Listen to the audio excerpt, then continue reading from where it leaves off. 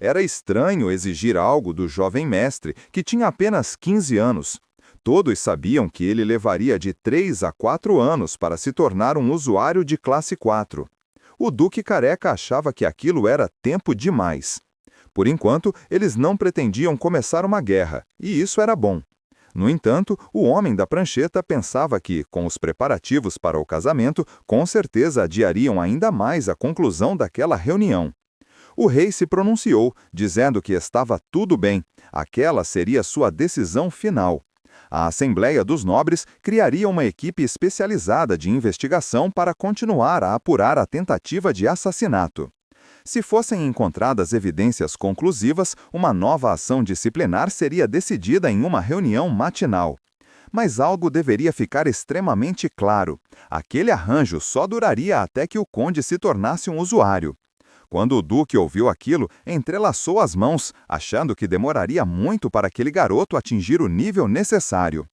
Enquanto isso, o rei continuou falando. Caso o jovem conseguisse alcançar a classe 4, a equipe de investigação seria imediatamente dissolvida e a sucessão continuaria.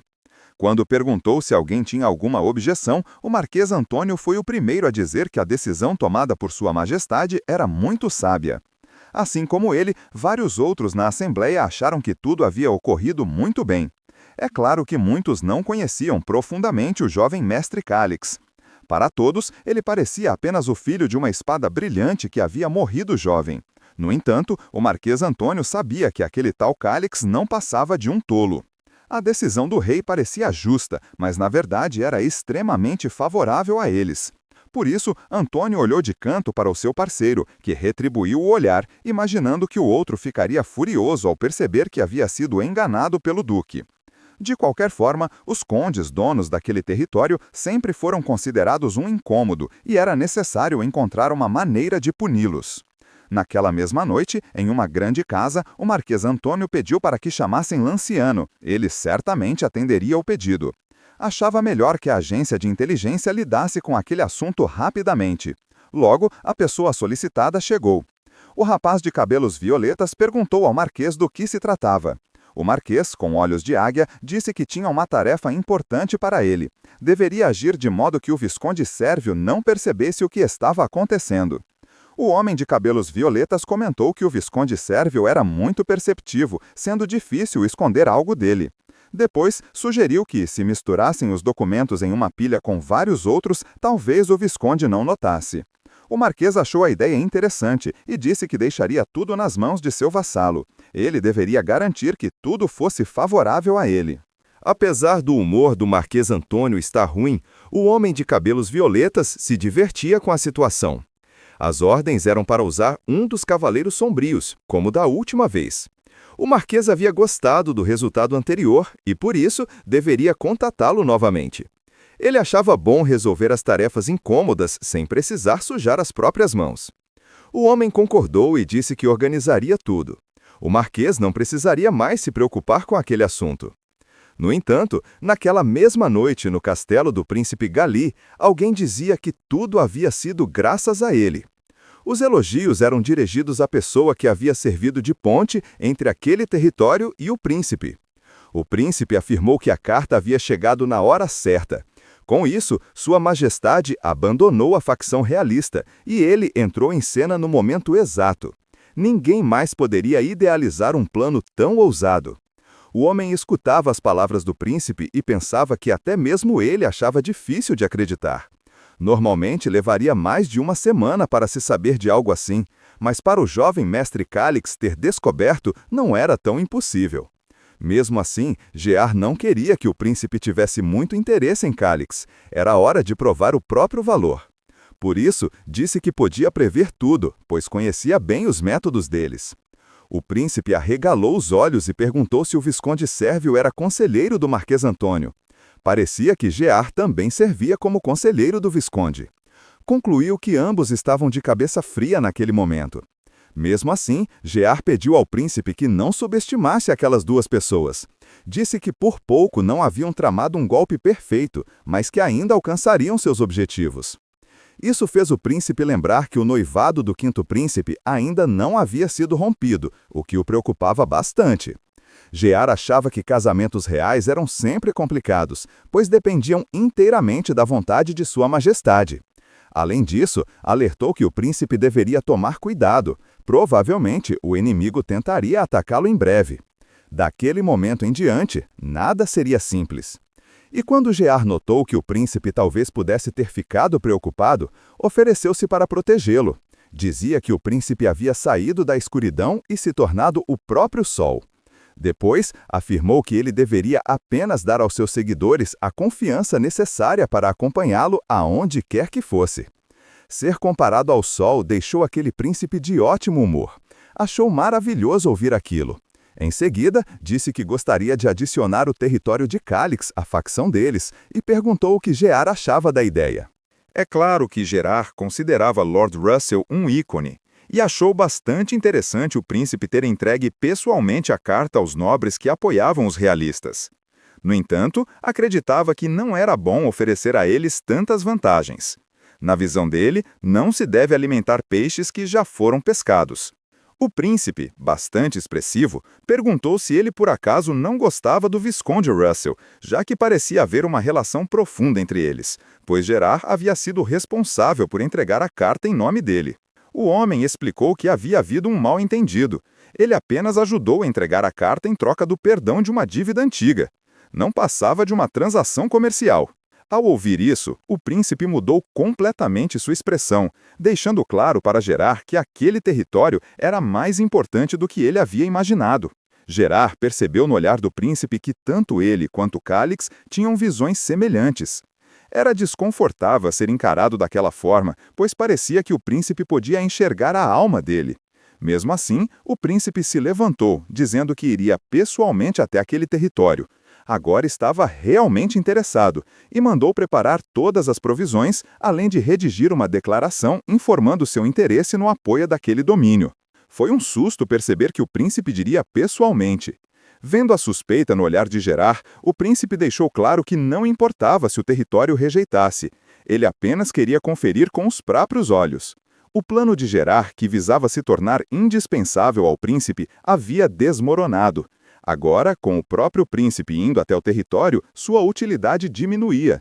Mesmo assim, por enquanto, ele ainda poderia servir ao príncipe Gale, ainda que em menor grau. Já decidido, o príncipe ordenou que fosse enviado um aviso àquela província sobre sua chegada. Alguns dias depois, no palácio, o protagonista foi informado de que deveria alcançar o nível de usuário classe 4 o mais rápido possível. Apesar do pouco tempo, ele não parecia muito preocupado. Pensava que estava apenas procurando uma masmorra ou uma ruína adequada no minimapa. Mas nem sequer teve tempo de descansar, pois Russell apareceu diante dele com o mesmo olhar severo de sempre.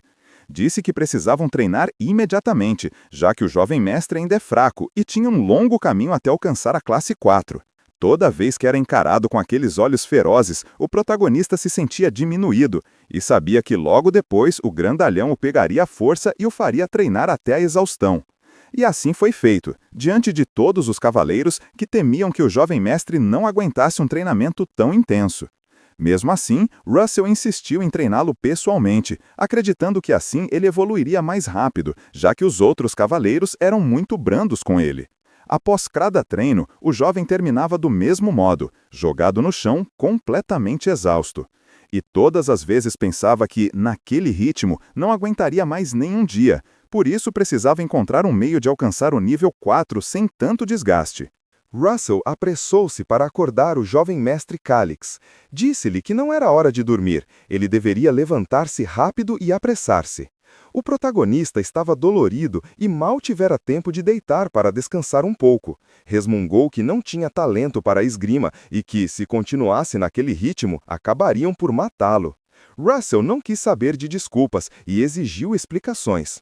Afirmar que não tinha talento era mentira. Aquilo não tinha a ver com dom ou talento, mas com treino.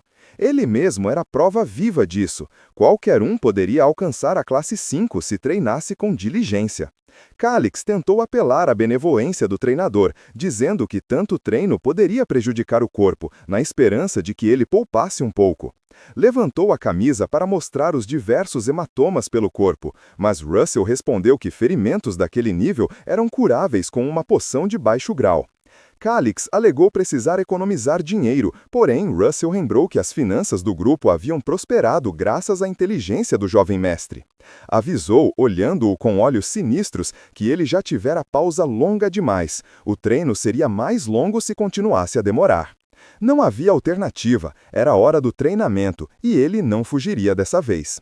Era um momento que mais detestava, estar no campo de treino, segurando a espada de madeira, tentando prever os ataques de Russell. Tudo aconteceu muito rápido. Por mais que achasse que estava começando a enxergar os movimentos do treinador, logo se viu no chão. Não fora rápido o suficiente outra vez. Deitado, tudo o que via era o céu. Precisava sair daquela situação o mais rápido possível. Algo tinha de acontecer. Ele precisava pensar para resolver seu problema. Uma lembrança veio à mente. Uma NPC que, se encontrasse, poderia mudar tudo. Acreditava que ela seria a aliada mais forte do primeiro príncipe, porém ainda não a conhecia.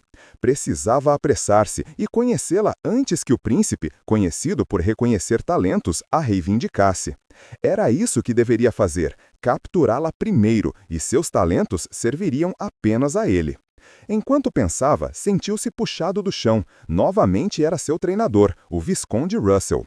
Calix disse que ele parecia ter algo muito importante para contar. O homem desconfiou que poderia ser mais uma desculpa para atrasar o treinamento. Russell avisou que, se fosse comprovado, o treino seria ainda mais prolongado.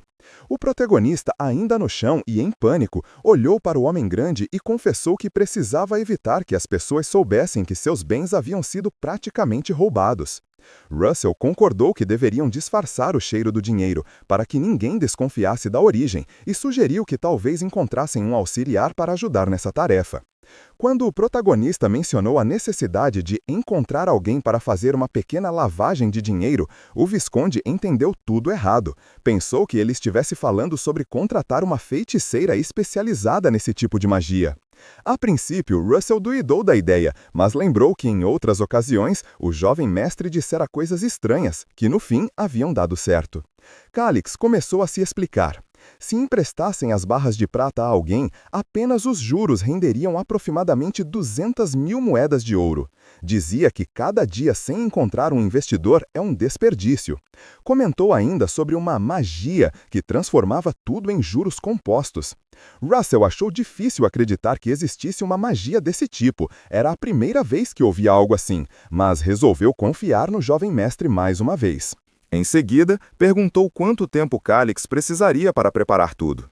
O rapaz, pensando bem, decidiu não dar um prazo curto nem longo demais, e respondeu com calma que precisaria de 3 meses. Era exatamente o tempo necessário, nem mais, nem menos. Enquanto analisava a proposta do jovem mestre, Russell afirmou que avisaria Kraut de que Calix teria tarefas diárias a cumprir. O protagonista, percebendo que ainda teria de treinar todos os dias, tentou insistir para que o Visconde suspendesse os treinos, mas Russell, com os olhos brilhando de raiva, disse que isso era impossível. No dia seguinte, enquanto Calix organizava algumas coisas para uma viagem, o capitão dos cavaleiros apareceu, trazendo más notícias. O primeiro príncipe estava a caminho daquele território. A informação caiu como uma bomba sobre o jovem mestre. O capitão continuou, dizendo que uma grande batalha de sucessão entre o primeiro e o quinto príncipe havia começado. Calix arregalou os olhos, fazendo uma expressão de puro desespero. Ficou ainda pior ao ouvir que o primeiro príncipe parecia estar indo para tomar o território deles. Tremendo, começou a juntar seus pertences e a colocá-los em uma mala. Mandou que Kraut não ficasse parado e disse que deveriam partir o quanto antes. Ordenou também que o capitão não contasse a ninguém que o havia avisado sobre a chegada do príncipe e que preparasse não uma carruagem, mas todos os cavalos. Queria sair no máximo em 2 horas. O capitão, confuso, perguntou se o jovem mestre estava fugindo por medo das consequências. Calix o repreendeu, dizendo que não tinha tempo para bobagens. Após fechar a mala, ameaçou ir sozinho se ninguém o acompanhasse e começou a arrastá-la em direção à saída. Enquanto caminhava apressado, pensava que jamais queria ver o príncipe pessoalmente. Gale Roche de Laclávio, esse era o nome que fazia todos os jogadores tremerem. Um personagem de nível herói, classificado como SS em poder militar. Era famoso por buscar pessoas talentosas e obrigá-las a servi-lo caso necessário. Calix não tinha muitas opções: fugir, morrer ou se tornar escravo para sempre, e ele não pretendia isso para a própria vida. Virou-se para Kraut e avisou que, se ele não fosse com ele, iria sozinho. O capitão ficou dividido, não sabia se deveria acompanhar o jovem mestre ou procurar Russell para pedir orientação. Mas, ao imaginar a expressão do Visconde ao saber que deixaram o rapaz partir sozinho, decidiu acompanhá-lo a qualquer custo. Jurou que não permitiria que nada acontecesse ao jovem mestre. 2 horas depois, Calix andava de um lado para o outro impaciente. Já havia avisado o capitão para não se atrasar, mas o tempo passava e ninguém aparecia. Então, algo chamou sua atenção, uma figura familiar. Era Layla. Ela vestia-se de forma diferente e colocava sua bagagem em uma carruagem. Estranhando, Calix perguntou o que ela estava fazendo. Layla explicou que, graças aos esforços do jovem mestre, os perseguidores não tinham mais tempo para incomodá-la. Agora estava livre e poderia partir para onde quisesse. Quando ele perguntou para onde pretendia ir, Layla respondeu que ainda não havia decidido. Sonhara tanto com liberdade que agora tinha, não sabia o que fazer com ela. Nesse momento, Calix a observou em silêncio e notou no olhar dela que parecia esperar algo dele, como se desejasse que ele pedisse para que não fosse embora. Calix deu uma dica, afirmando que, se tivesse a oportunidade, iria para o Império Santo de Granada. Ele explicou detalhadamente os motivos de sua escolha, descrevendo com clareza as vantagens que aquele local oferecia, as técnicas que poderiam ser aprendidas e os conhecimentos estratégicos que poderiam ser adquiridos. Layla, curiosa, perguntou a ele se, de fato, existiam artefatos e técnicas de controle de mana voltadas para mulheres naquele império. O jovem nobre, com a postura característica de quem não se importa com a opinião alheia, disse que não lhe interessava se ela acreditava ou não. A garota poderia seguir seu próprio caminho, tomando as decisões que julgassem mais adequadas. Apesar da frieza de Calix, Layla não deixou de agradecer pela orientação. Ela mencionou que, se houvesse uma oportunidade, certamente se encontrariam novamente. Calix, por sua vez, respondeu de maneira afirmativa, mas em seus pensamentos admitiu que, na verdade, não desejava nem precisava encontrá-la outra vez. Layla não era alguém com talentos excepcionais ou habilidades notáveis. Para ele, encontrá-la novamente seria apenas uma questão de acaso e circunstância, e não de necessidade estratégica. Após a conversa, eles se despediram. Layla partiu com a carroça e Calix a observou pela última vez, com um leve sorriso nos lábios. Ele admitiu, ainda que silenciosamente, que se houvesse uma nova chance, acabaria por encontrá-la novamente. Depois disso, voltou-se para outro destino, deixando o local da despedida para trás. Calix dirigiu-se a um pequeno cemitério, andando até uma lápide específica. Era ali que Albi estava enterrado, após sua partida honrosa.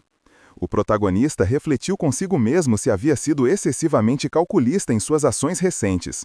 Albi, que era apenas um jovem soldado, deu sua vida por ele, e mesmo assim, aquilo parecia não ter tido grande importância para Calix. A mesma lógica se aplicava à partida de Layla. Ele não a impediu de ir embora porque, em termos de força e talento, ela não representava uma ameaça ou um recurso excepcional. Essa insensibilidade, percebeu ele, vinha do fato de que, para Calix, todas aquelas pessoas eram como personagens em um jogo, elementos que poderiam ser manipulados ou ignorados conforme a necessidade. No entanto, ele estava decidido a agir de forma diferente no futuro, a considerar mais os sentimentos e sacrifícios daqueles que o cercavam. Saindo do cemitério, Calix se desculpou com os soldados por tê-los deixado esperando e os chamou para partirem. 3 dias depois, na fronteira do território de Shakin, o príncipe Gali e seu grupo foram avistados. À noite, eles foram recebidos com um banquete. Russell comentou que a comida não era das melhores, considerando a área remota em que se encontravam. O príncipe, porém, mostrou-se indiferente a essa observação. Para ele, bastava que houvesse um bom vinho e boa companhia. Isso já era mais do que suficiente. Gali comentou casualmente que, aparentemente, o sucessor do território estava ausente. Russell se desculpou, explicando que o mensageiro do príncipe havia chegado alguns dias após a partida de Calix, de modo que a ausência do sucessor não era intencional, mas justificada. Em seus pensamentos, o príncipe refletiu sobre a situação. Ele havia perguntado discretamente o motivo pelo qual Calix havia deixado o território, mas a resposta obtida fora vaga. Sabia que precisaria questionar de forma mais direta, mas temia que insistir demais pudesse parecer inconveniente ou desrespeitoso. Observou Russell e percebeu que ele era claramente o tipo de pessoa que não sabia ler o ambiente ou captar sutilezas sociais com facilidade. Gale pediu para não ser mal interpretado, reforçando que estava realmente ansioso para conhecer o veterano. Russell respondeu que estava honrado em saber disso, embora seu olhar zombeteiro sugerisse o contrário, o que não passou despercebido pelo príncipe. Gale captou o olhar e sentiu-se desmerecido, incômodo por ter sido avaliado de maneira tão direta e irreverente. Mais tarde, após o jantar, o príncipe foi direto ao ponto. Pediu o apoio de Russell.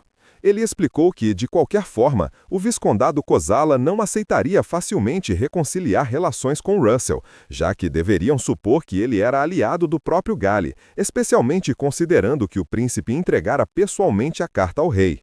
Russell agradeceu pela ajuda oferecida e, em seguida, o príncipe mudou o foco da conversa, perguntando como o visconde conhecera Gerard.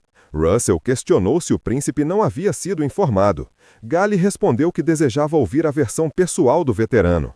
Para o príncipe, as respostas curtas de Russell eram entediantes, e o velho homem ainda tinha a ousadia de tratá-lo como se ele fosse um líder desinformado, alguém que não recebia relatórios de seus subordinados. O profissionalismo militar do veterano tornava-o ainda mais difícil de decifrar. Parecia quase impossível compreender suas intenções verdadeiras. Tirando o príncipe de seus pensamentos, Russell começou a explicar. Calix estava doente quando recebeu a convocação real. O veterano enviou uma mensagem para informar que haveria atraso, juntamente com o motivo. No entanto, a comunicação pareceu ter sido mal transmitida, o que Gale considerou estranho. O príncipe então perguntou se houve algum problema com o mensageiro a cavalo durante o trajeto. Russell relatou que o mensageiro estava a cavalo, mas em algum momento tropeçou em uma pedra e quebrou o tornozelo. O velho visconde prosseguiu, relatando que, enquanto ponderava sobre como informar o ocorrido, Gerard apareceu com uma proposta. Ele implorava por ajuda para fugir de Sérvio. Em troca, prometia perdoar todas as dívidas dos Shakens e cuidar da mensagem que não puderam enviar à capital real. Após considerar a oferta, Russell aceitou. Naquela época, Gerard pediu uma carta, algo que Russell jamais imaginou que resultaria na situação atual. O príncipe ouviu com atenção, mantendo uma expressão de clara indiferença. Russell, apesar de perceber o semblante de Gale, não se importou. Gale refletiu por alguns minutos, constatando que não havia inconsistências ou qualquer suspeita até então. Apesar de ser rigoroso e exigente, Russell, embora fosse um cavaleiro altamente respeitado e possuidor de grande força, não apresentava nada mais excepcional. Segundo o que ouviu de toda a história, Gerard decidiu fugir, e foi apenas um acaso de Russell estar presente no momento.